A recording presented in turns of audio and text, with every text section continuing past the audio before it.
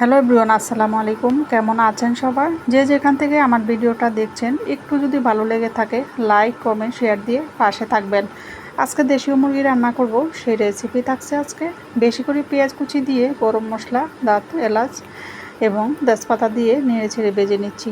এখানে আদা, রসুন এবং পেঁয়াজ বাটা দিয়ে দিচ্ছি। মশলাটা দিয়ে একটু নেড়ে ছেড়ে ভেজে নিচ্ছি। ভাজা হয়ে গেলে এখন দিয়ে দিব লাল মরিচের গুঁড়ো 2 চামচের মতো, হলুদের গুঁড়ো 1 চামচ, ধনিয়ার গুঁড়ো 1 চামচ, জিরার গুঁড়াও 1 চামচ। মশলাটাকে ভালোভাবে কষিয়ে নেব। নেড়ে চেড়ে উল্টে পাল্টে দিচ্ছি ভাজার জন্য। স্বাদমতো লবণ দিয়ে এখন মশলাটাকে আরেকটু নেড়ে চেড়ে একটু পানি দিয়ে দিব, হাফ কাপের মতো পানিটা দিয়ে মশলাটাকে ভালোভাবে কষিয়ে নেব। এই যে কষাতে কষাতে দেখতেই পাচ্ছেন মশলার উপরে তেল ভেসে উঠেছে। এখন এই পর্যায়ে এসে মুরগির মাংস দিয়ে দিব। মুরগির মাংসটা দিয়ে উল্টে পাল্টে নেড়ে ছেড়ে দিব।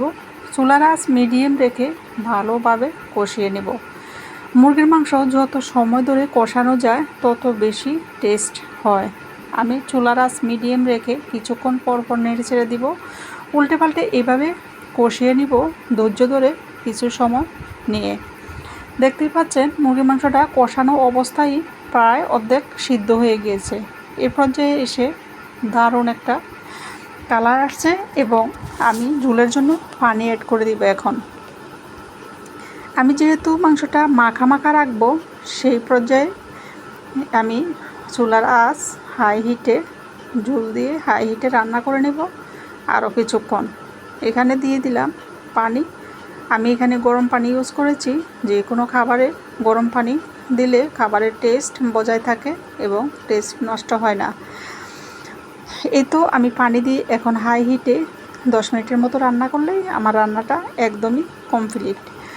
দেখতেই পাচ্ছেন মুরগিটা আমার মাখা মাখা হয়ে গিয়েছে। এখন রান্নাটা আমার। ভিডিওটা যদি ভালো লাগে লাইক কমেন্ট শেয়ার দিতে ভুলবেন না। আজকে এই পর্যন্তই। সবাই ভালো থাকবেন। আল্লাহ হাফেজ।